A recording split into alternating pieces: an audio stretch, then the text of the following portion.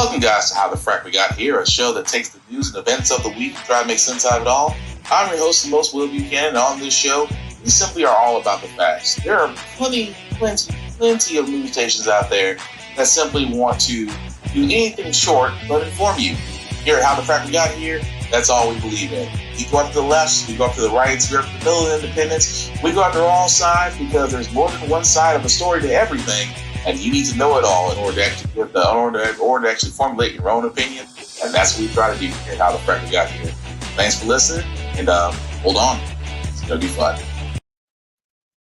All right, guys. Today's date, November the 15th, 2023, and this is How the Frack We Got Here. I'm the host, most Will Buchanan, How the Frack We Got Here. We do take the events of the week and try to make sense out of it all. Before we get started, guys, let you know that we are a news podcast. We do try to find sources from the most reputable places that actually do have an investigative, award-winning journalism. We do not do sensational news like Fox News, Newsmax, The Blaze, or wherever the extreme left or right may be. That's simply not us. Also, we do try to watch our language, but sometimes words do fly. At the same time, guys, there may be things that might be shown that might be too graphic for younger viewers, so viewer discretion is advised.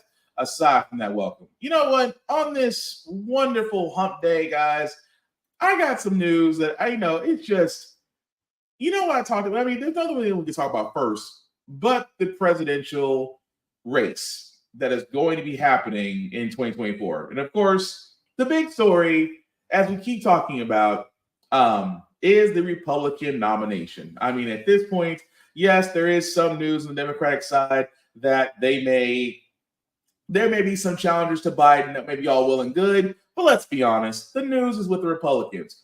And you might be playing this wonderful video game show of who wants to beat a convict and be president. That's pretty much what it is. Because Trump, again, has yet to enter a debate. They're on debate 3, about to go into debate 4. Dorito has not shown up. And he says the same thing all the time. I am leading in the polls, which to his credit, he is. At the same time, others are slowly dropping out. America's creepiest Christian, Mike Pence, has already suspended his campaign, which means that when they suspend campaigns, none of the actual funds that they actually collected has to go back. They can sit on them until they decide to run again. First, it was America's creepiest Christian. Now, it's America's blackest Uncle Tom, this side of Supreme Court Justice Clarence Thomas. Yes, I said it. Senator Tim Scott has announced he is suspending his campaign being president of the United States. Gee, a black man running in a nearly white party that does not care about minorities, starting a shot. Who knew? North Carolina Senator Tim Scott has dropped out of the race for the White House. Scott, the only black Republican in the Senate, kicked off his campaign with a message of optimism and a $22 million war chest, but he struggled in the polls. He made the announcement on Fox News last night, just days after the third primary debate. I'm trying to process this information, and I'm trying to do it on live television. So forgive me. You have plenty of money. You have the highest approval numbers of any candidate, and you are suspending your presidential campaign. I think the message is clear for me right now. I am indeed suspending the campaign, but I am going to remain as committed to making sure that this country chooses the right person. Scott says he does not plan to endorse another candidate and says he is not interested in being vice president.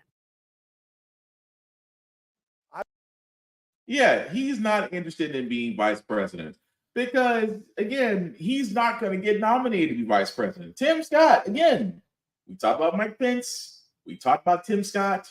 Tim Scott suspending his campaign due to low numbers. Who knew? I mean, the guy doesn't have an original thought. He repeats former Tea Party talking points. He sounded like a parrot, basically repeating everybody within all 3 Republican debates. Why are we surprised? And the thing, this was a field. This field is getting smaller and smaller by the minute. Because, like I said, North Dakota, if I can find the words. North Dakota Governor Doug Burnham, that's 1. Arkansas's Governor Aja Hutchinson, that's 2, because they both failed to qualify for the third debate by by Republican nomination party rules. Mike Pence, 3. Now Senator Tim Scott, 4. Who's left? Well, Governor Chris Christie still around. Vivek Ramaswamy still around. Nikki Haley still around. So out of 4, it's like a messed up game of Survivor for political points, because out of 4 people within the span of 2 months have dropped out, you have Haley, Christie, and Ramaswamy. It's a weird name. 3 people left. And again, I ask this question: Who in this bunch? Oh, and let me not forget, out of there's 4. I apologize. There's 4. You have Ramaswamy. You have Nikki Haley. You have former Governor Chris Christie, current Florida Governor Ron Dictator DeSantis. 4. The field that was once 8 strong is now down to 4. If I was a Vegas betting house right now, I would have that posted somewhere for people to gamble on. But again, it's the Republican Party. It's the Republican Party right now. This is your choices. Nikki Haley, a person who literally, an Indian woman that pretty much changed her name to sound more American to be accepted. Governor Ron DeSantis, that's practically Trump 2.0. Governor Chris Christie, who decided one day I'm going to get off the couch and be president, want to be president. And Vivek Ramaswamy, who sounds smart but really is stupid. Those are your potential candidates. Oh, and let's not forget Dorito, who may or may not be incarcerated before the actual nomination, before 2024 takes actually off. And I'm sorry, guys. This is the kind of things you simply cannot make up. That is the Republican field as you know it. And at the same time, what's your choices?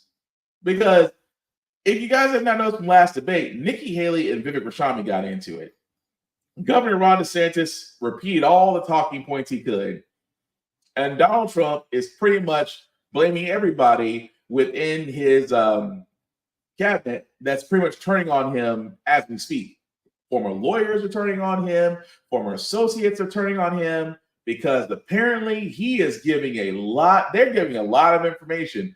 And let's be honest, when they offer you immunity or you turn state's witness, that means you have something on someone that gets someone behind bars. I am just saying. Just saying. But again, Tim Scott dropping out of the race is probably the funniest thing. But here's my thing before we move forward.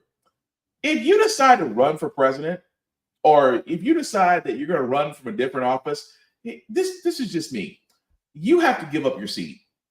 So at the end of the day, you can't go back and be a senator or a representative or mayor or governor, wherever you may have been. Once you run for president, win or lose, you cannot go back to your former seat. I think they should treat that. You know what it should be treated like? It should be treated like a heavyweight fight. If you're a lightweight moving up to the middleweight division, you have to vacate your title. In a sense, if you are a senator or representative or a mayor or a governor, whatever public office you hold, when you run for president, you have to give it up. Because it can't be this whole thing of, oh no, I failed, but at least I can go back and be a senator. No, you got to forfeit your seat. So win, lose, or draw, you're back to being a private citizen. Run for election next year.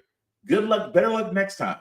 And that's the one thing I wish they would do, because I think a lot of people kind of get disenfranchised from elections because the person that doesn't win still keeps their former title until it's time for them to run again. There's nothing for them. It's like, oh, well, I didn't win, but I'm still representative. I'm still a representative. I'm still a senator. I'm still, such and such. There's no skin in the game if they lose. That's the reason why I think for us for our political electoral systems, that needs to change.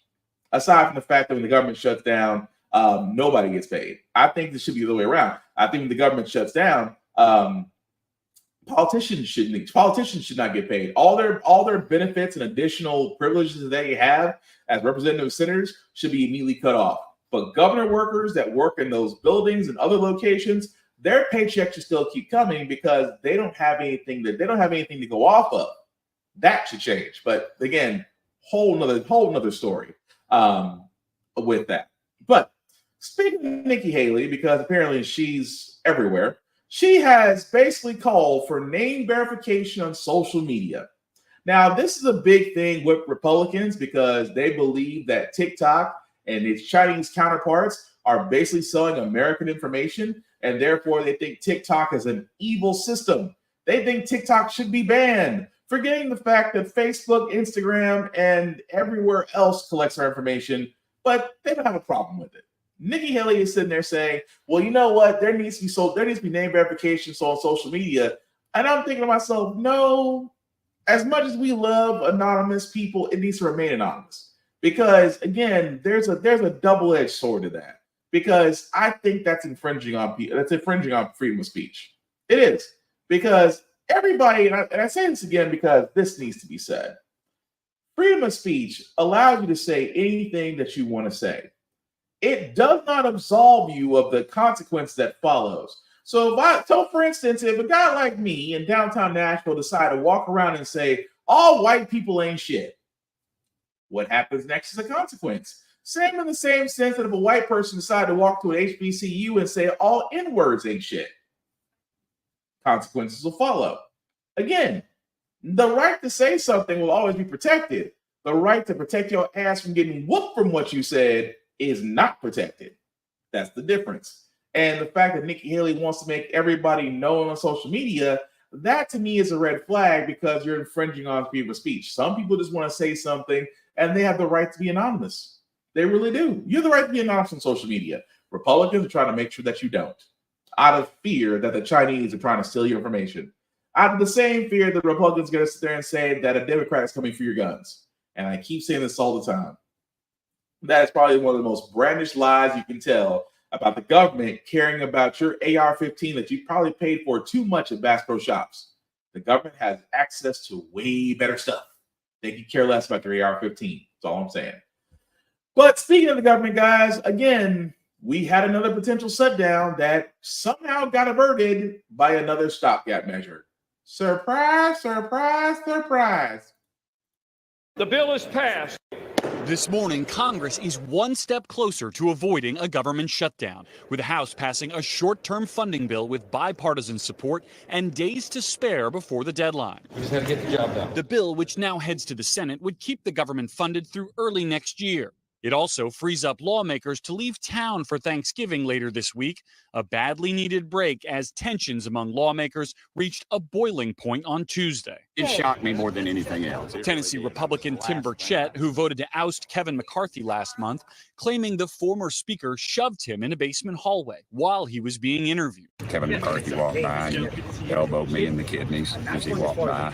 Oh, it was 100% on purpose, man. What are the chances? 435 members of Congress paid up as voters against him. McCarthy calling any physical contact between the two men purely accidental. If I kidney punch him, he'd be on the ground. So come on. Hearings growing heated too, including a showdown in the Senate. When previous social media taunting between Teamsters president Sean O'Brien and Oklahoma senator and former MMA fighter Markwayne Mullen nearly turned a health committee hearing into a cage match. Sir, this is a time, this is a place. You want to run your mouth? We can be two consenting adults. We can finish it here. Okay, that's fine. Perfect. You want to do it now? I'd love to do it right now. Well, stand your butt up then. You stand your butt up. Oh, hold on. Big guy. Oh, stop it. Is that your solution every Hold on. No, sit down. Sit down. Okay. You know, you're a United States Senator. Sit down. Actively. Oh, okay. Sit down, please. Unlikely referee 82-year-old Bernie Sanders intervening. Senator Mullen unapologetic afterwards. You don't do that in Oklahoma. You don't run your mouth unless you're going to answer the call. But with the government funding bill through one chamber and on a glide path in the other, lawmakers are eyeing a long Thanksgiving break, being away from one another, something they will likely all be thankful for. There are dumb days on Capitol Hill, and there are dumber days on Capitol Hill, and this is one of the dumbest I've seen in quite a long time. Well, that was well said. Okay, so Let's get ready to rumble. Who knew Bernie Sanders would be a UFC referee? That was not on my bingo card of 2023. Why are we surprised? I mean, the whole thing of, man, it's like, you gonna do something? I would love to do it. Well, then stand up then. No, you stand your butt up. I kind of felt like somebody was gonna throw a hip standing up, honestly. But that's Congress. This is the Congress that got voted in.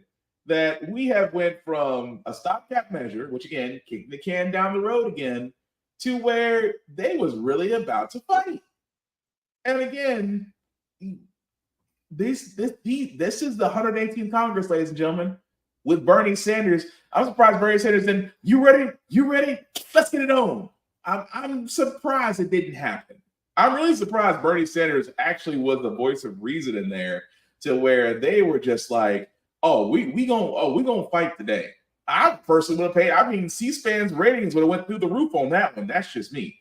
But again, the stopgap measure was put in place. If the Senate votes on it, which more likely they will, they avert another government shutdown, but you kick the can down the road. This is the same thing we've been saying on this podcast now going on the last 3 years. That whenever it comes to averting a government shutdown, what usually happens is Republicans want cuts mostly to everything except that doesn't help corporations and rich people. Democrats want to push everything through because they know it's necessary.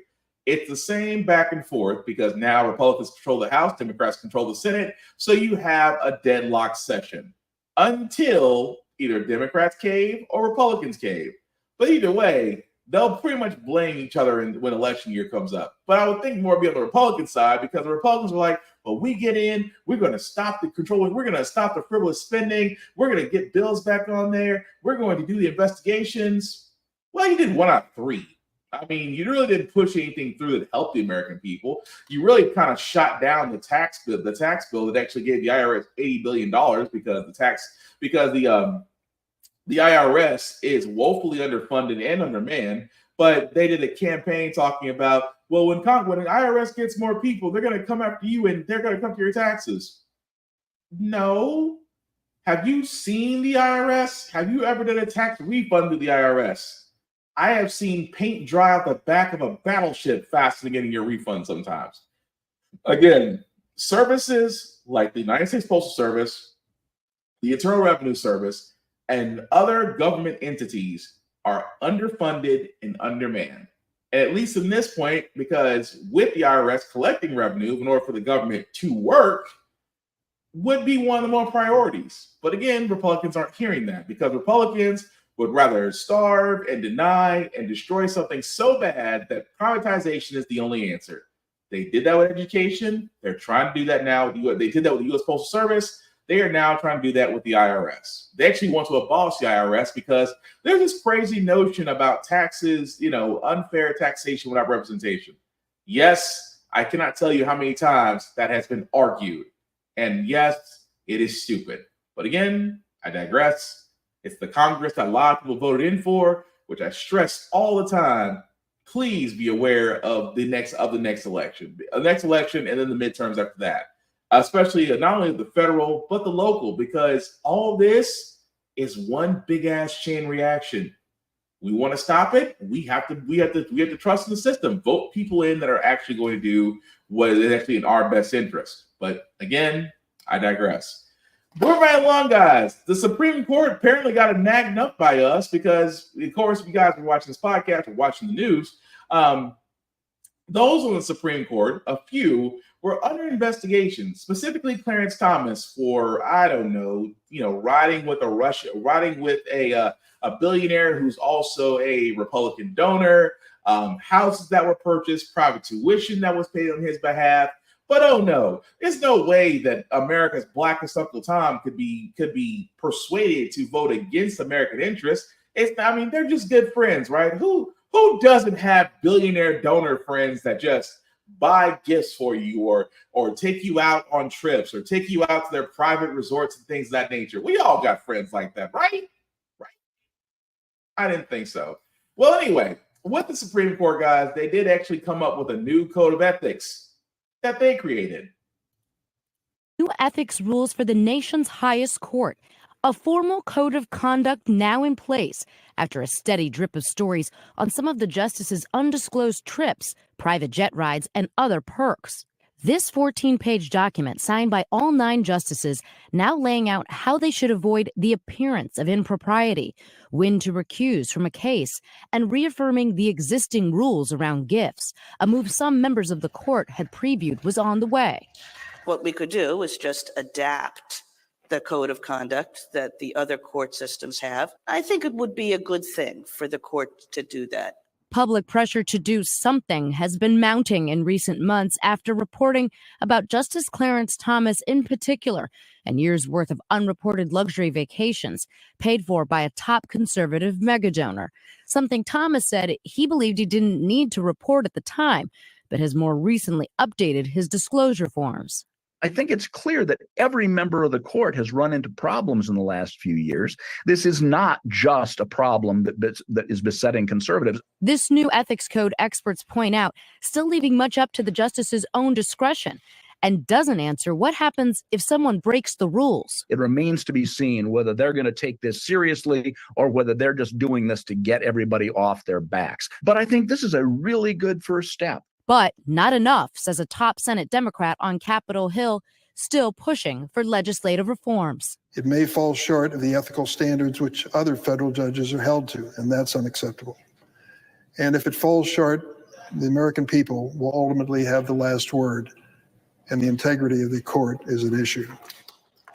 Well, as the justices surely know, the question is how do you enforce something like this? So here's the thing. There is no complaint department for the Supreme Court. They are the highest court. And the question is, what's the remedy? If one of them is accused in another story of breaking this ethics code, what then? Who's going to enforce it? That is completely left unsaid in this document. However, as you heard from Professor Gay there, he thinks this is a good first step. And the ethics experts say this is part of culture change. You actually have to write it down. That's the important part here, even if it's not going to be the be all end all. All right. Okay, so the Supreme Court decides to say, hey guys, we have a new code of conduct. Trust us. Trust us? That's what, here's the thing, and I've been saying this. Supreme Court is the highest court in the land, obviously. Their landmark cases and decisions that follow have shaped America's history moving forward, whether it was good or bad. Most recently bad, considering the fact they shot down Roe versus Wade, gutted part of the affirmative action for colleges, and again, still they want to review other landmark cases. I keep saying this, guys, that when you're the highest court in the land, that you do have to have some checks and balances. That alone should have been, hey guys, we're going to have a code of conduct that's going to be seen by an internal group of justices, along with the Attorney General. That was right. That should have been right there. We'll give you a whole set of rules that you have to follow. Because for those that work in companies, you've probably seen, especially now that we're around the holidays, your company, specifically HR, has probably sit there and sit out this list of holiday gifts. Oh, we have to be compliant and ethical about the holiday gifts we receive, guys. Nothing above $100, and if it's above $100, please check with your office. Please check with your ethical office, and your ethical officer, just to make sure that the gift is all above board. We've all seen those emails. Yet the Supreme Court doesn't have that, and it's amazing to me that when you're in the highest court in the land, at the same time, you are human. That's the thing about it. The Supreme Court, all those 9 judges, human, not infallible, which means that some way, some point, they can be influenced. They can make a mistake. They can be persuaded. And because we're speaking the fact of they and can in the same sentence, why is there not a check and balance against the Supreme Court? We have a check and balance against the president. We have a check and balance against the House. We have a check and balance against the Senate. We have checks and balances against the lower courts and the Ninth Circuit Appeal of the courts. We have checks and balances in every area. The Supreme Court is the only office in the United States that does not have to answer to anyone. Think about that. The only way, and again, Supreme Court justice is a lifetime appointment. The only way a Supreme Court justice can be removed is by congressional vote or a heinous crime.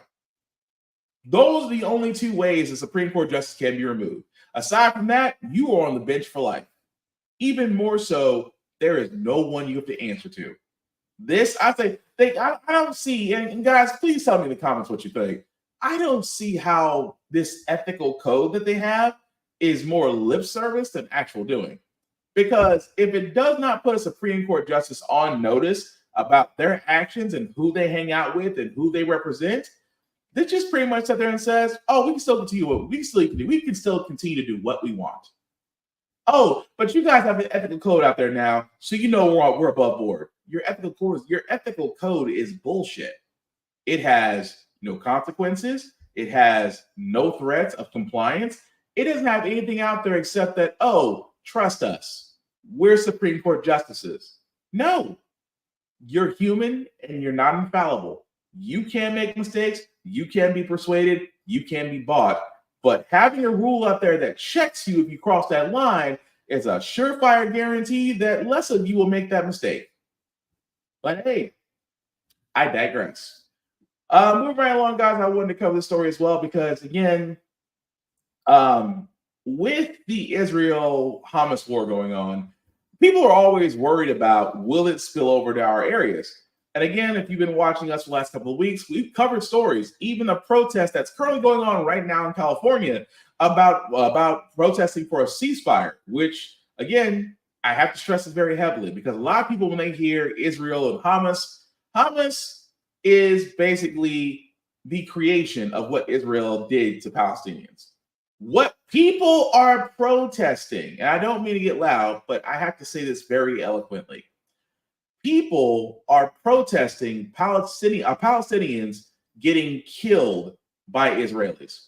They're not talking about Hamas. They are saying Palestinians because people in hospital, Palestinians in hospitals are getting killed, villages killed. These are innocents, not ones fighting against Israelis. That's what everybody's protesting. I think I got to clear that up.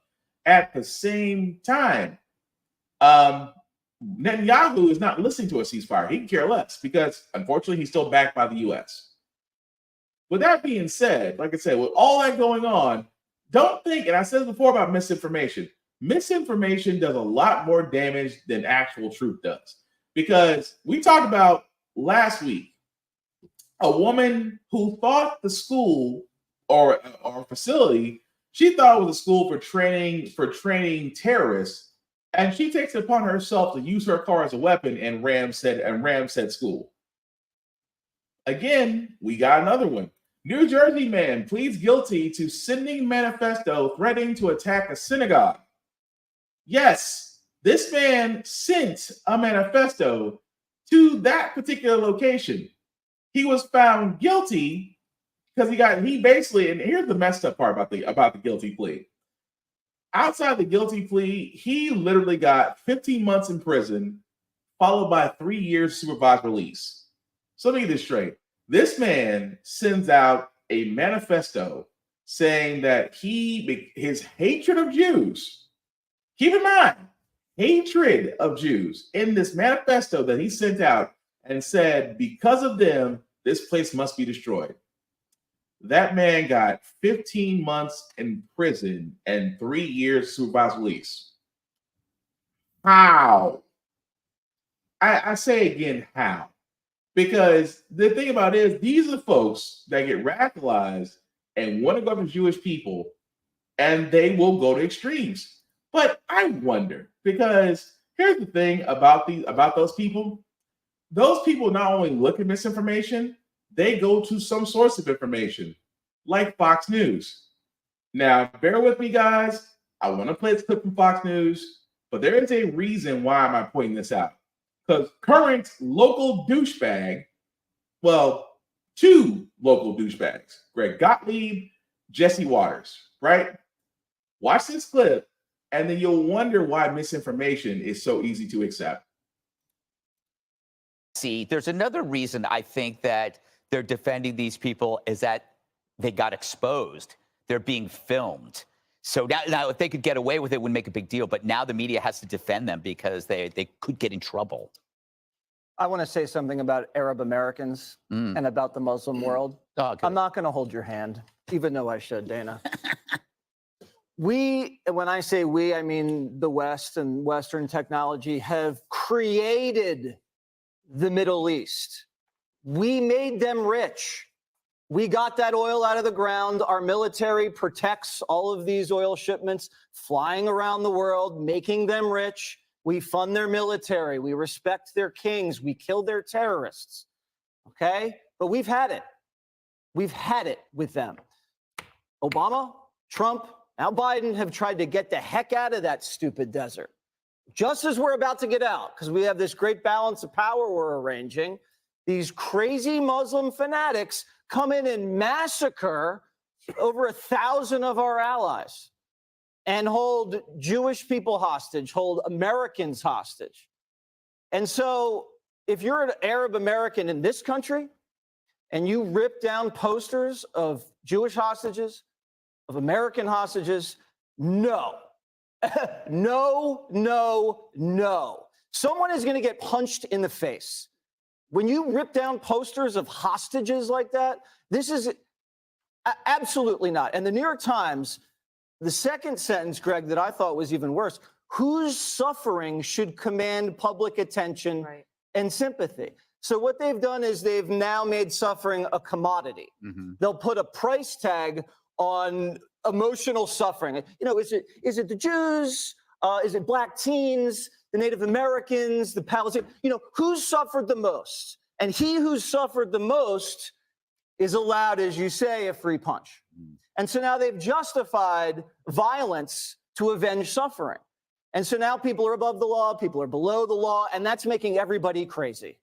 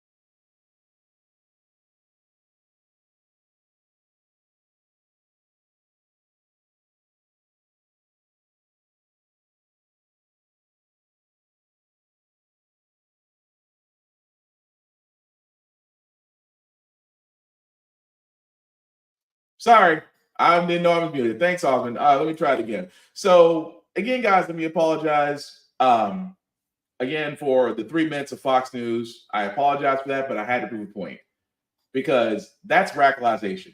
That is. It is radicalization on so many levels. And those of a certain variety pick it up. That's not white people. There are some black people and other minorities that pick this up. And I didn't believe it at first until I heard some folks turn around and accept it. Oh, well, we just hate. I was like, it is amazing from a news station that calls itself a news station. The first thing they sit there and say is, I just have no love for Muslims. Really? And at the same time, you go, well, who suffered more? I mean, you would think as a conscientious person, who suffered more? Muslims, black teens, Arabs? Who's the one that gets a free punch? Are you effing kidding? At the same time, it's accepted. I guarantee that clip I played has already been accepted by others, will probably be sliced and diced by those, the Republican variety, because, oh yeah, those Officer Tates, those Liberty Twins, take your pick. They all do it. Candace Owens, Ben Shapiro, they all do it. They all recycle that same area of radicalization simply for profit. At the same time, the underlying consequence of this is that you create homegrown terrorists. The same thing that they accuse other countries of, Fox News does on a daily basis. But we should not be surprised because, again, the only thing about the war with Israel right now, Israel only does this because they have the U.S.'s backing. Imagine if the U.S. decided to pull out. Netanyahu would be singing a way different tune. That's all I'm saying. But then again, he is a U.S. welfare queen. But moving right along, guys, I did want to cover this because, again, we did cover the UAW strike and that it is officially over. The tentative agreement was accepted. The United Auto Workers Union did get a lot of things handed to them and then some. But I've always said this about car owners. This is why I steer clear of Fox. Don't blame you. I don't blame you at all.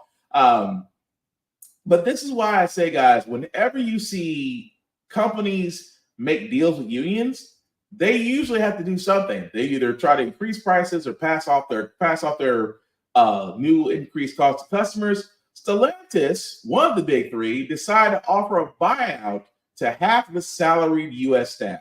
So what does that mean? That basically means that for those that work at Stellantis, 10 or plus years more, we're getting buyouts. Less than 10 years, we're probably getting a full year's salary, and some are just getting up to 3 months of pay, 3 months of their pay, if they accept it. This is Stellantis's response to the fact of, oh, I guess we now have to pay our workers. But in order we have to pay our workers and still keep our insane amount of profit, we have to turn around and we have to cut our staff. And I cannot tell you how many times I've seen businessmen go, well, that's just a business decision. Well, tell that to the workers that are just now laid off. This is why the working environment in America has changed a lot. You have a lot of people out there that were like, used to give 2-week notices. Now it's like, oh yeah, I put in my 2-week notice, but I put it in 11 days ago. Peace. Or just quit on the spot, or just find another job. And it's always those in the employment side. Nobody wants to work. Look what you're paying. If you're paying them something that they cannot survive off of, that job is going to be empty. If it's a good high-paying job, you can't keep enough applications forward. At the same time, Stellantis is like, oh, we not pay these auto workers. We have to cut somewhere. They do business 101. Whenever you have to trim the fat, you go for the low-hanging fruit. Because Lord knows they'll never cut executives. They'll never cut shareholders. They'll never actually consider taking a hit in profit. But they'll always consider employees because that's the mindset of business in America. That you feel like employees are a dime a dozen, but profit is 1 in a million. And that screams volumes about the maker of Chrysler, Jeep, and Dodge. It really does. But speaking of the economy and car loans, people are still wondering, if you think it's still a good time to buy a car, watch this first. Report out today showed prices up 3.2% compared to a year ago, lower than expected and a potential good sign for the economy. But there's been a worrying economic sign recently. Americans are falling behind on their car loans at the highest rate in nearly 3 decades. We have a look at the interest rates, car prices, and economic realities driving the trend by the numbers. More than 6% of subprime car borrowers are at least 60 days past due on their loan payments. That's the highest delinquency rate on record in data going back to 1994, according to Fitch Ratings. Several factors are behind the spike. Interest rates average about 5.07% for a new car and 7.09% for a used one. That's according to Bankrate. And for those with the worst credit, rates are more than 14% for new and 21% for used. Add to that the $49,388 price tag on the average new car and the fact that a used car costs nearly $20,000. Then there's the nearly 27 million student loan borrowers who had to resume payments this fall, further squeezing their budgets. It all adds up to a forecast for 1.5 million cars to be repossessed this year. That's a 20% increase from last year. Experts say while the economy may be sending mixed signals about the health of consumer spending, the car loan numbers are a clear indication of distress. Distress? That is Mayday. Guys, like I said before, I'm a car guy, okay? Love cars. But financing right now, because keep in mind, the Fed is thinking of increasing rates again. They've already increased it 5 times this year. For all those that don't know, once the rates increases, banks tighten up. Less lending is done, less loans are done. If they do consider financing a home or a car, they are basically going to hedge their bets so much that the buyer may think twice. And you got to think about what we just saw here. 14% on new cars, 21%. That's on the bad. Here's the thing. That's on the bad side. Now, I'm not knocking anybody with bad credit, but a 21% APR on a used car is freaking ridiculous. And I understand situations. I understand do what you got to do. But 21% is the rate on a used car? Used. That means that you can be paying anywhere literally from $500 to almost $2,000 more versus the value of the car that depreciates the moment you leave the lot. And yet these car lots, if you haven't noticed in your area, still full. Dealerships are having a hard time trying to sell new cars. Why? Nobody can afford them. Could you really afford, and I say this all the time, could you really afford a car payment of $500 and up? Let's just say $500 and up. Could you really afford that car payment? Could you afford $600, $700, $800? I know there's some out there that are actually well over $1,000. Well over $1,000 a month. And that's not even going toward the principal. That's just the interest. Again, I point this out. There is a reason why Americans are struggling. Everything is going up but the income. And yet at the same time, we need vehicles. We need vehicles, especially to get around, to go to work, we have families, to get them from point A to point B. It's just the way of life. But it is amazing to me the level of how in the world can anybody fathom paying 14% on a new car, much less 21% on a new car. And again, student loan payments resuming.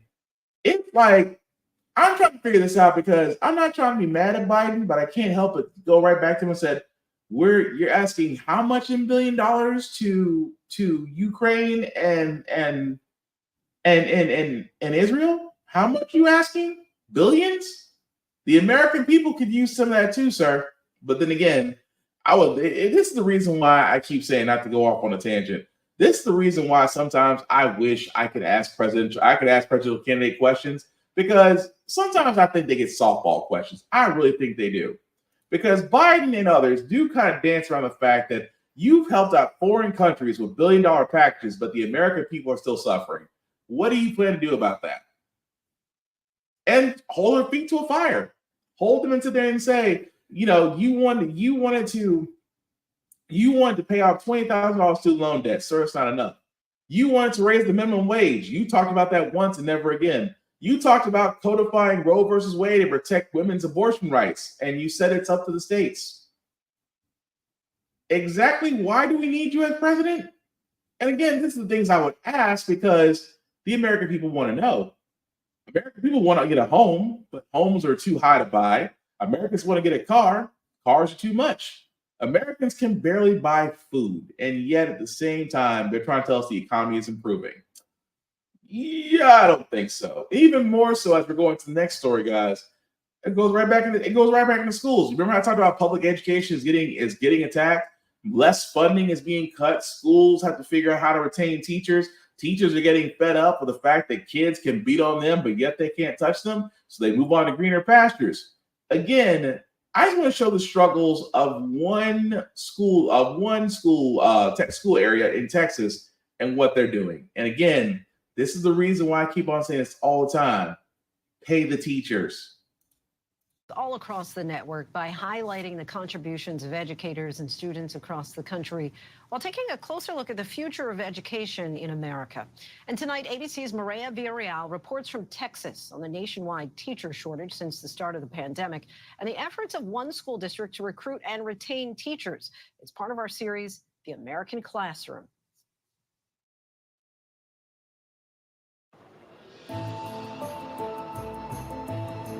Good morning, everybody. Hi. Good morning. friends, are you ready? Caitlin Ruiz is no stranger to Tosh Elementary School in Mesquite, Texas, a suburb just outside Dallas. It's super personal and super special to me because, I mean, I did walk these halls at one point. Bravery? Good. You think he's brave? I think so too. I would be super brave to go against her, right? When this opportunity presented to get hired here, I mean, I was ecstatic and I felt like God put me here for a reason. It's a highlighted word because it's what? A vocabulary word. Good. A former student here, Ruiz is now in her first year teaching fourth grade after serving as a kindergarten paraprofessional or teaching assistant since 2021, the middle of the pandemic. I've never had a backup plan. Teaching is just the goal for me. Teaching has just always been what I've wanted to do. It's a true passion. Okay, Christian, what you got? Across town, Jeffrey Blackwell has brought the courtroom to his classroom, literally. How many other people go online regularly to read their news? Blackwell leads his high school speech, debate, and academic decathlon classes with a replica courtroom bench at the head of the class. Blackwell is a former attorney who left the courtroom 20 years ago to start teaching at his alma mater, Poteet High School. I feel like when I'm watching you, you seem so engaged. Like this is your happy place. Oh, for sure. It's always been that way for school to me. From when I was a kid all the way to now, you know, in an environment in which you get to learn and play with thought, play with ideas and perspectives, and, you know, dealing with kids that have such great minds and present things from perspectives I'm not even thinking about. So we're all learning together, and that's what makes it so special. It can be about anything you want. It just needs to be two-sided. As the son and grandson of teachers, the 47-year-old can't see himself anywhere else. There's always going to be compelling arguments not to be a teacher in terms of the marketplace, you know, dealing with certain issues that's just a part of the profession. But being a teacher, it's a calling. That's what teaching is. That's who we are. Ruiz and Blackwell are just two of the thousands of teachers in the Mesquite Independent School District, which serves more than 38,000 students in 51 schools. And like school systems across the country, Mesquite faced unprecedented challenges in 2020. All schools in the state of Texas shall be temporarily closed. Dr. Angel Rivera, now the district superintendent, was the assistant back in 2020 as the COVID crisis began to unfold. We had to have teachers work on two platforms, the face-to-face, while simultaneously doing a virtual piece. And so pretty much it doubled up their work. It probably expedited people leaving the profession. If the teachers were stressed before, they probably doubled their level of stress at that particular time. Initially, my concern, especially with older kids, is are they going to show up online? Or is it going to be me talking to an empty computer screen? They wanted to be there. That moment where they're in the classroom, even if that classroom is virtual, was a sense of normalcy for them because everything else was unnormal. As the pandemic dragged on, school staffing shortages swept the nation. Around 300,000 public school teachers and other staff members left the field as the pandemic took hold, according to the Bureau of Labor Statistics. But COVID merely put a microscope on issues teachers and school staff had been dealing with for years.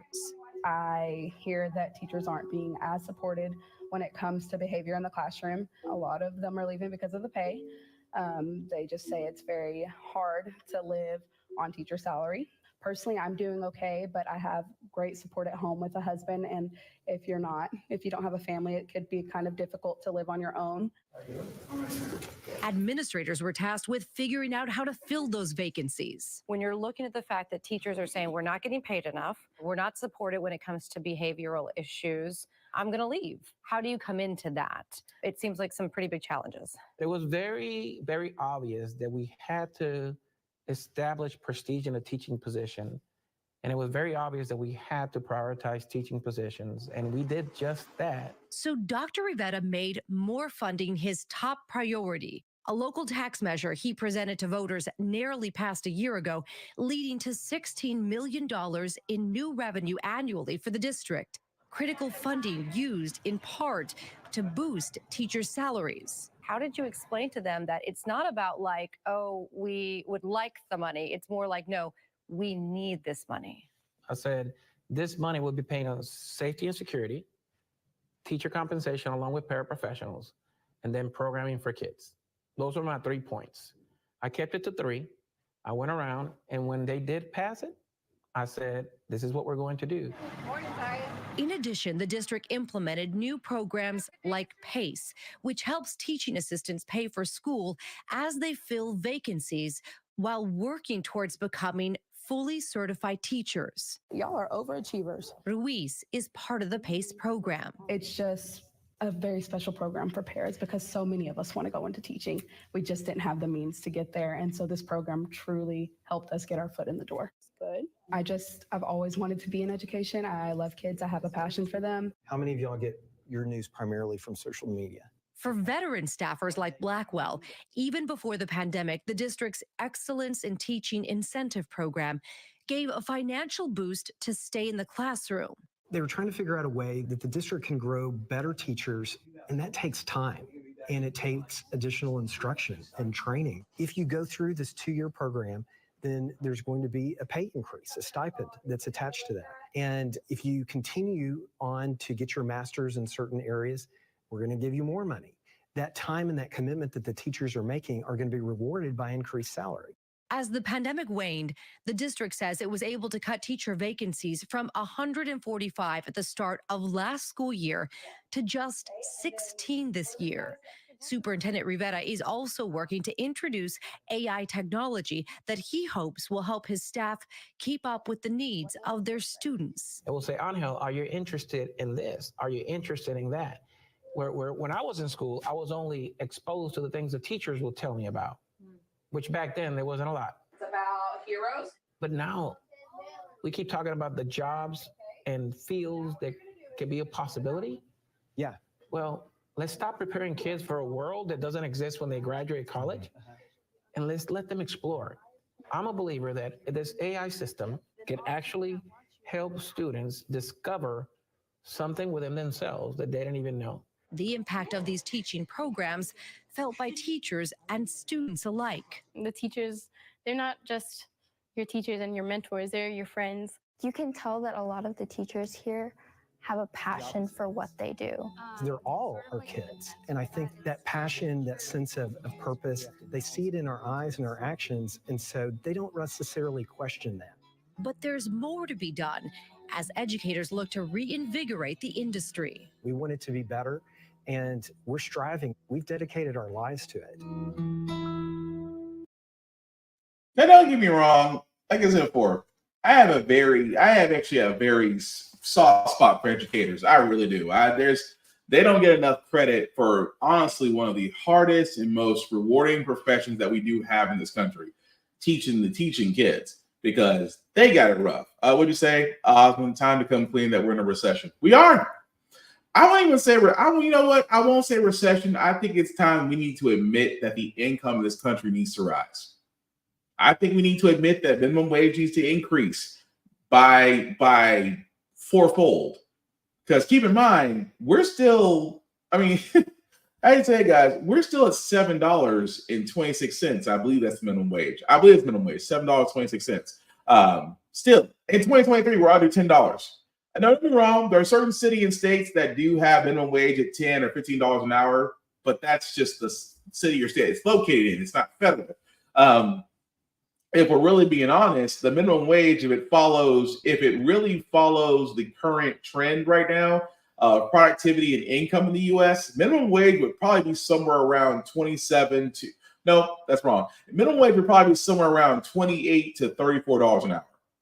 Somewhere in that range is where it would be, $28, $34 an hour. And I think people really do gawk at that. They say, oh, so minimum wage should be $20 an hour? Yes, because $15 an hour doesn't get you an apartment anywhere. Anything lower than that is ridiculous. But you can't get an apartment anywhere else. That's why the minimum wage needs to go up. Why does it need to go up? Because if you force the minimum wage to go up to at least $28 an hour, you will force every menial job out there to raise its wages, because right now they are loving the fact that the minimum wage is still $7.26 an hour. Jobs out there are loving that fact versus other jobs out there, because a lot of people sit there and say, well, a person at McDonald's flipping burgers can make $20 an hour if their only job. People kill me with that. Well, nobody flipping burgers should make $20 an hour. Okay. How do you feel about janitors? Do you believe janitors who clean up America's shit? I don't mean to say it that way, but that's the only way I can say it. Janitorial people that work in that industry, do you not think that they should not get paid more? I mean, they clean toilets of the American public. I don't know about y'all, but I'm pretty sure you've been in a public toilet that looks like it was just flat out disrespected by somebody who had to worry about cleaning that up, but didn't take into a fact that, hey, how you destroyed or made a mockery or how you treated that toilet in there, you don't think for 1 second that one individual has to go in there to that crime scene that you left and have to clean that up? Of course they should be paid more. The same people that prepare your food, of course they should be paid more. The same people that are cleaning up buildings, I mean, not just cleaning buildings, highways, things of that nature. Those that work in a service or the service industry, of course they should be paid more. It is beyond the pale that no job should be seen as higher or less important, because every job is vital. If you can't hire somebody to clean up your toilets, guess what? Your toilet's going to be still shitty and people are not going to go in there, and that eventually becomes a health hazard. What I'm getting at is, guys, the same way with teachers. Now, I get that district in Texas found a nice way to turn around and literally make it work. They tried to make it work. They gave incentive. They gave incentive for teachers to stay. Do I think that's right? I mean, not really, because the problem to all of this is simple. You want to get the economy back on track, raise people's wages, pay people, because we saw what happened when those stimulus checks went out, albeit small as shit, may have helped get some people over, may have solved a bill or two, but we saw a small bump. We saw people spending money because now they had it. We saw people buying things, even some luxury items. It's not just going to your local grocery store, paying $300, and your cart's not even a quarter full. The problem is the same it's always been. You have to pay people.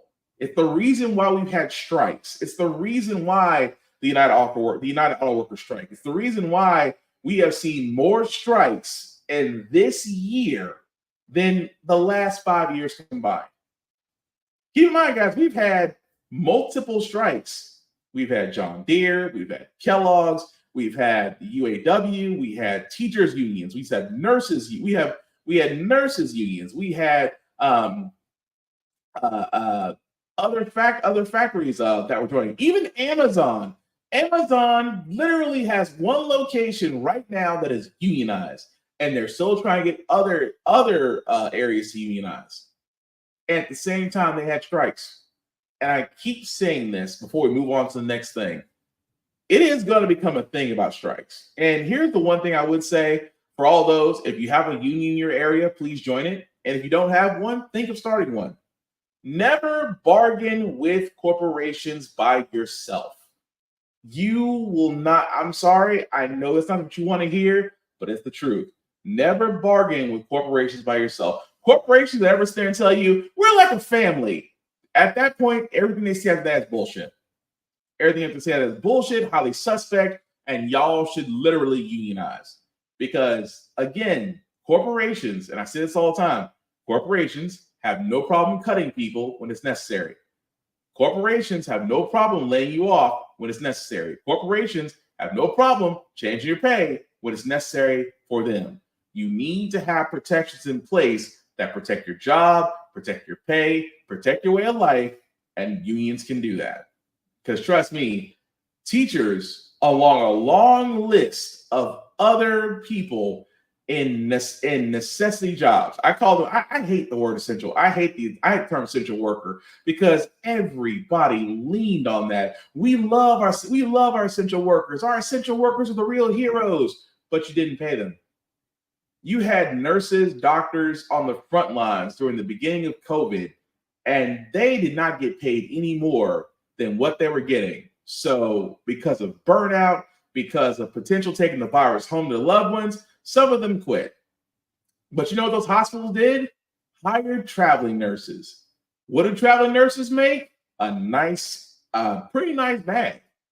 I can't knock travel nurses. Travel nurses, if you're out there, we love you. Out there again, nothing but love. But that was hospitals' answers to those. Instead of paying them, instead of giving them time, you burned out nurses and tried to treat like a humongous meat grinder only to keep your profits going. So again, the way this can all be summed up, people, pay people. Watch how quickly the economy turns around. That's all I'm saying. What do you say? No empathy in business. There isn't. It's amazing when they try to make business a person. There's no empathy in business, but you're 100% right. But our last story, guys. Again, I hate to say this because I know Thanksgiving's a week off, but instead of the holiday season, it's robbing season. It really is. And in my home state of Tennessee, we got a city named Memphis to where folks have lost their doggone minds. Amazon drivers are getting robbed. FedEx truckers are getting robbed on the interstate. Folks are starting to become porch pirates. Why? Because we're, holiday season. You want to start thinking about Christmas, buying gifts for your loved ones. So you want to, take advantage of Black Friday or Cyber Monday, even though those are the same deals you get on New Year's Eve. But the hotel shopping season makes you think that if you don't get this by Christmas, you ain't shit. That being said, guys, again, there is a particular story out there that a sheriff that is dealing with a situation of folks coming in and robbing, instead of blaming the robbers, he blames the companies.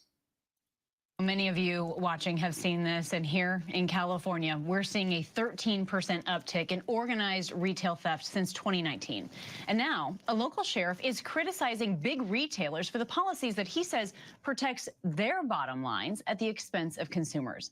Sheriff Jim Cooper of Sacramento County is accusing Target and Walgreens of hindering his department's efforts to combat retail theft and making it impossible to carry out sting operations. In a post on X directed at Target, the sheriff said, quote, somehow locking up deodorant and raising prices on everyday items we need to survive is their best answer.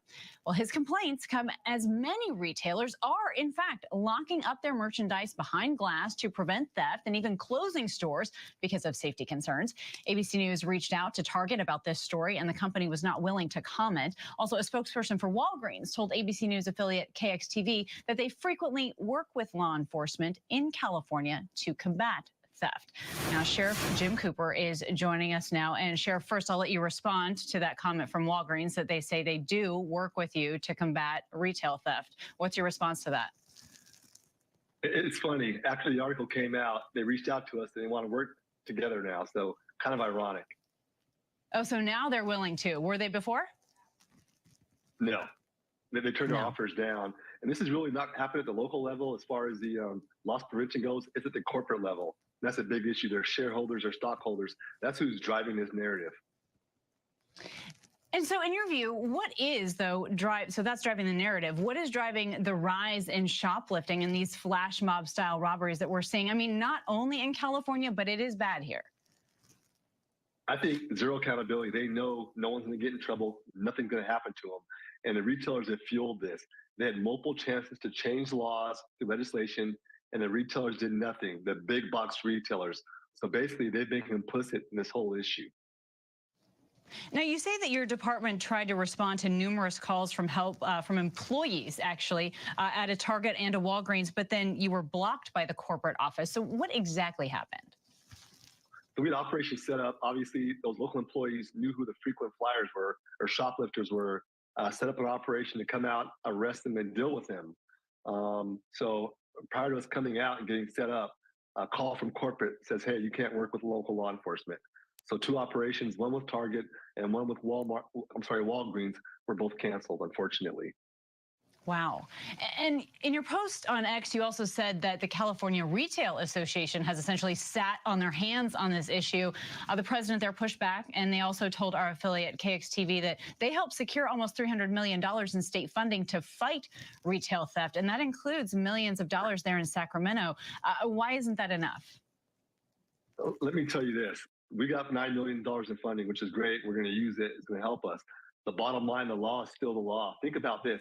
As long as you shoplift less than $950, say $949, the most you will get is citation. You're not going to jail, and you can do that 20 or 30 times a day. It's a law that needs to be fixed and addressed. The money's great, but still the law's a law, and the most I can do is cite them. That does not work. It doesn't matter if you're stealing a high-end designer purse or stealing, makeup products. You need to be held accountable, and that's really the big issue. And the retailers put profits before this. Think about this. We face record prices right now. Everything's expensive. All that loss is being passed on to you and I, the consumer. And when you talk about those big companies, that's one thing. What about these small mom and pop stores that don't have that kind of backing? Exactly. That's who's dying on the line. The big box retailers, they can deal with it. But small mom and pop stores, they can't afford it. They've gone out of business. That's who's hurting the most. And we did nothing to help them. But really, it's in the hands of the biggest box retailers. They have the money to drive it. But like I said, they're more worried about appearances than doing what's right. The big box retailers and the lawmakers certainly have some answers here. All right. Sheriff Jim Cooper. So what's crazy is he does have a lot of great points. Number one, he talked about the law. For all those that don't know, there was a law in California where as long as a theft is below a certain amount, it's considered a misdemeanor. All you do is do a citation, like the sheriff said. A lot of people have been taking advantage of that. And again, I don't condone larceny. I don't condone stealing. I don't condone showing your ass, acting a fool, going into these stores and robbing them for the simple fact that nobody's going to stop you. Retailers, people that work in retail, I say this all the time. Don't stop anyone that decides to rob the place, especially because, again, I can't tell you the fact that some people are crazy enough to have guns on them. Some people are desperate enough to go in here and steal shit and then try to go out the door. Best thing you do is let them go, because for what you're getting paid ain't gonna be enough. You're not paid to be a retail person and a security guard. And if the security guard lets them through, then what you gonna do?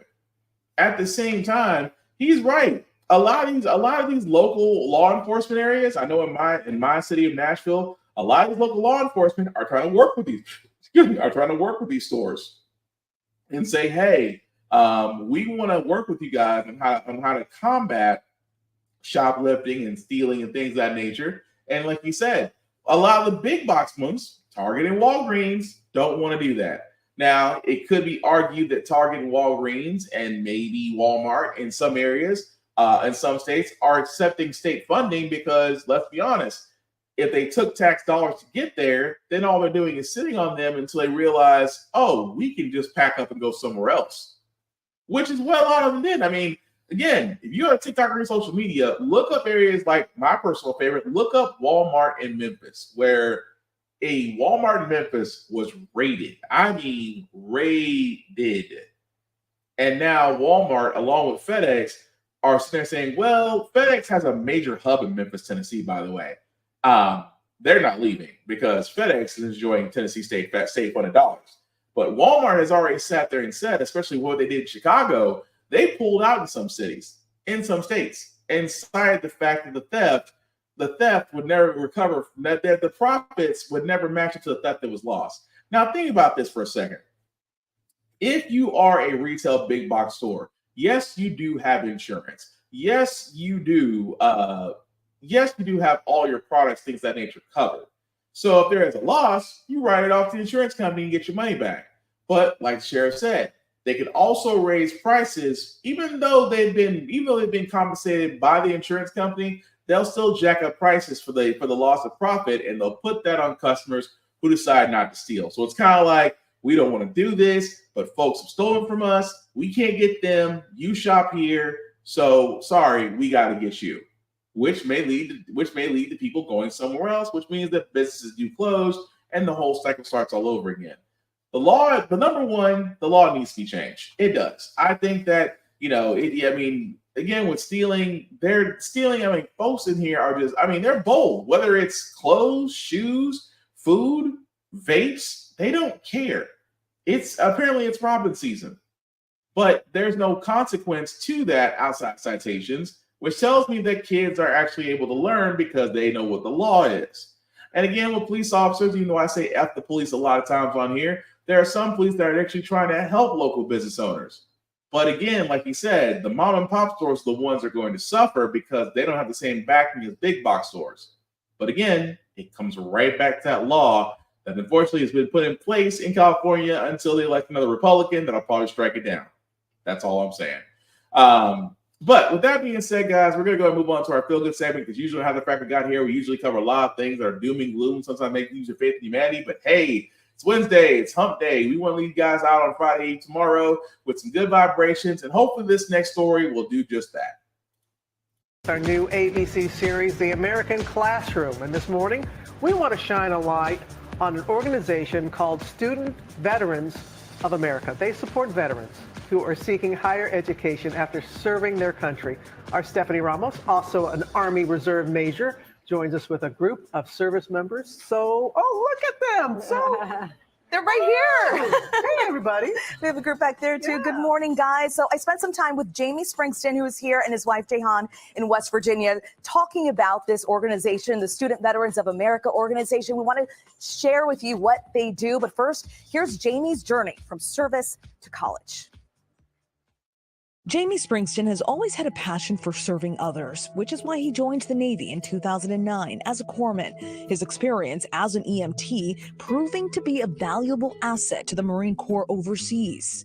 The Marine Corps doesn't have a medical department, so they use Navy corpsmen to provide medical services for them. After serving in combat zones, transitioning back to civilian life was a challenge. Did you lose any friends during that time?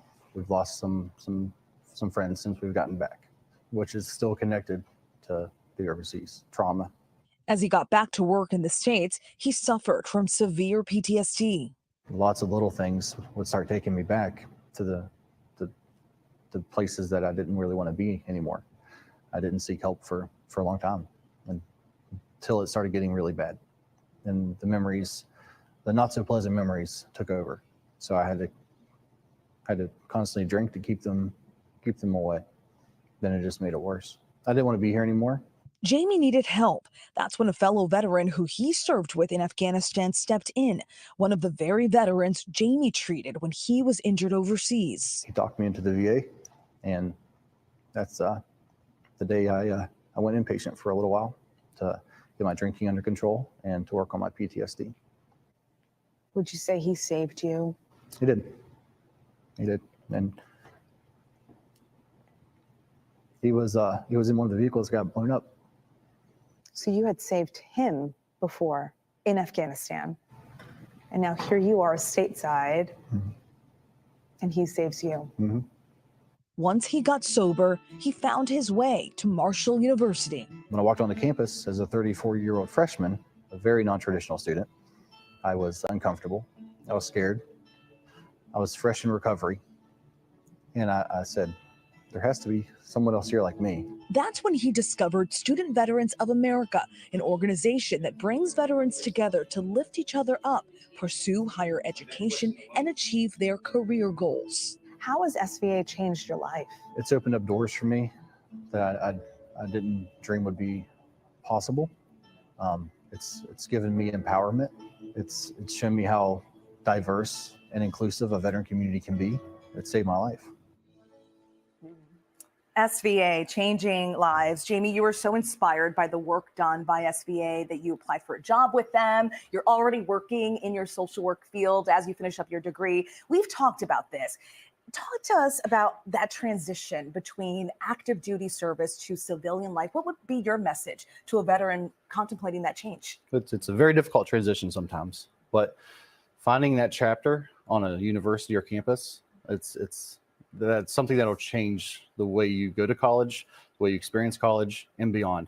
Student Veterans of America is there to help you with every part of that transition and then past it. No. Well, Stephanie, thank you. Jamie, your beautiful wife, your beautiful family, everybody that is here supporting our veterans. We're going to have more right now. This weekend, Disneyland celebrated veterans and their families with a flag ceremony and a military flyover. And Jamie, we honor you and the veterans that are here in the studio, all the men and women who serve, which is why it is my sincere pleasure to share the news that the Walt Disney Company, our parent company, is donating $1 million to the Student Veterans of America. No, and wait a minute, guys. No, we don't want the applause. Can you direct your applause to the veterans that are here? That's what it's about. That's what we're cheering. Yes. And the Walt Disney Company has had a long commitment to supporting servicemen and women. Our CEO, Bob Iger, has a message just for you. Just over 10 years ago, we launched an initiative called Heroes Work Here, which was designed to hire veterans. We had a great desire to, in effect, give back to veterans who had served our country so well. And we believe that by obviously providing them job opportunities, that was a great way to do that. Since then, we've hired over 15,000 veterans, which is a great story, and they've proven to be wonderful employees of the company.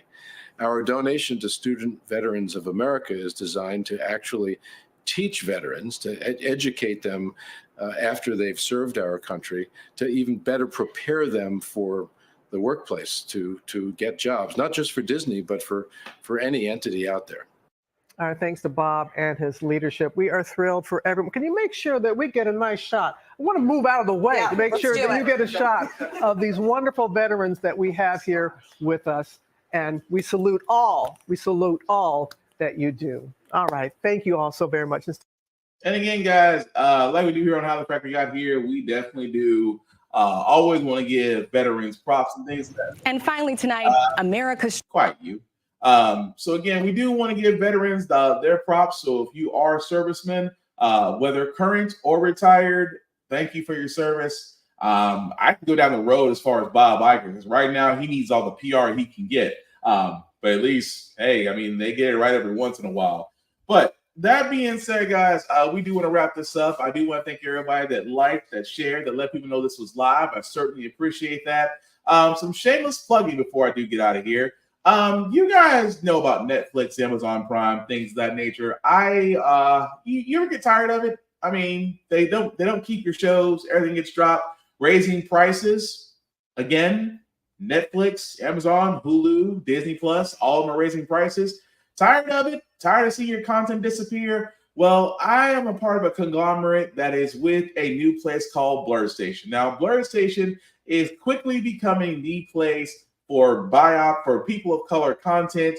Again, I am stressing very heavily because it is something that is new, it is meaningful, and just like what BET was supposed to be, it was supposed to be for us, by us, for us to enjoy. Again, if you don't know what play I'm talking about, if you go to blurstation.com that you see right there, of course, if you do go and you join, and also let me tell you about the joining, it's $10.99 a month. $10.99 a month. You understand? For $10.99 a month, you still have enough money to go out and get something to eat afterwards.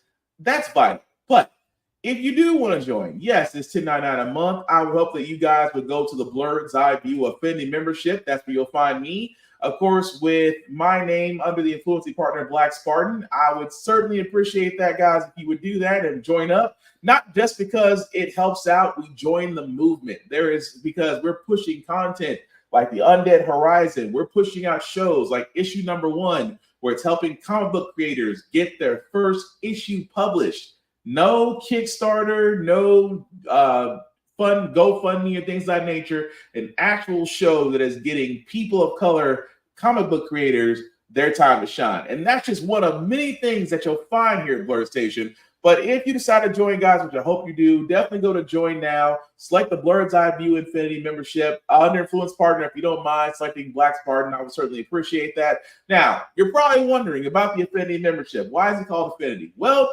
because after 36 months of paying $10.99, you will get an opportunity to own a piece of Blur Station. Yes, you will get to own a piece of a streaming network. How many other networks out there could sit there and say you could do the same without going through E-Trade or Forex or things of that nature and paying an assload of money just for a share of a company? But you can do it here for $10.99 a month for 36 months, and you can own a piece of Blur Station. And I'm saying right now, get in while the getting's good, folks. But that's all I'm saying about that. Also, my buddy Vaughn at Big VZA Dot, check him out because he definitely does have a beats page, Big VZA Dot on all social media, because he is definitely cranking them out. If you need beats for a show or things or for a song that you're doing, definitely hit him up. Of course, for me, guys, Black Box 447 is where you can find me on all socials. I do reviews on everything that I read, that I write, that I watch.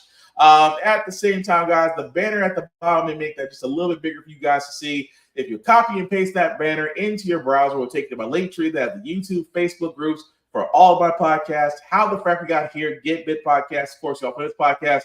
Like, share, subscribe. Let me know what you think of everything that we talked about, guys. The only rule that I have in the comments is let the facts speak for themselves. And it is completely okay to agree to a disagree on some things. I do know there are some things that we simply, above all else, cannot. There has to be 100% consensus. But for everything else, you can agree to disagree. That's all I'm saying. And again, guys, as we wrap this up, I cannot stress this enough. The presidential race is going to get heated come next year. Trump at this point may or may not see a jail cell. But if he doesn't, you can best believe he will probably win the Republican nomination by a landslide. And Biden, more than likely, will probably win the Democratic nomination if he doesn't have any challengers. I cannot stress this enough. Do we really want to give President, the former failure in chief, former failed reality star, former failed businessman, who has claimed bankruptcy on almost everything he's ever done, do you really want to give this man, about to be convict, another chance at being president? Because plenty of his followers out there would love to give him that chance. The same followers that are giving him money would love to give him that chance. I cannot stress this enough. And this is not a vote for Trump. This sure is telling a vote for Trump, but this isn't a vote for Biden either. What I'm simply asking and begging, pleading with you all out there, get informed. Go to reputable sources. Look at these candidates, not just the presidential candidates, because after the presidential race, we get back in the midterms again, which means the Senate and the House are up for grabs again. Plenty of people are going to be running for office, for the federal offices, as well as your local in-state offices as well. I cannot stress this enough. Get informed about who's running. Get to know their points, their policies, and if it aligns with you, push them forward. Share them. Talk about them. Word of mouth will beat the algorithm any day, because the algorithm can't do what we do. But get informed, get involved, because I say this all the time. Not only should we get involved, but vote. Because if anything, I say this all the time, what happened in Georgia that led to President Biden being elected, that alone should tell you voting is crucial. Because if it wasn't for voting, we would have not had Georgia, number one, would have never turned blue. We would have never had our first black senator out of Georgia. At the same time, we would have never had the talking point that we do have now, which is that voting matters and every vote matters. Find out where you can vote, find out the rules, find out if you're elected, get all that stuff done. Because trust and believe, there is a party out there that's going to make sure that you don't vote. And last time I checked, it wasn't Democrats. The last thing I'll say about how the Frack we got here, guys, it's all about staying informed. We are not trying to reinvent the wheel. We are simply giving you all the information to allow you to make up your own mind, but we do provide a lot of perspective that goes along with it. We do better as society once we're informed. We're progressive. We move forward. We try to right the wrongs of our past by making decisions now that we should have done back then. Like electing our first black woman to the Supreme Court, electing our first black woman to the Federal Board of Governors, electing our first black woman as the National Cybersecurity Director. All great things. When we don't learn from history, we are doomed to repeat it. That's what we keep asking ourselves. Why does everything go about our paycheck? Why do we elect different politicians but still the same old game in Congress? And most importantly, how the Frack got here. Thank you all for watching, guys. Please take care of yourselves and each other. Get informed. Peace.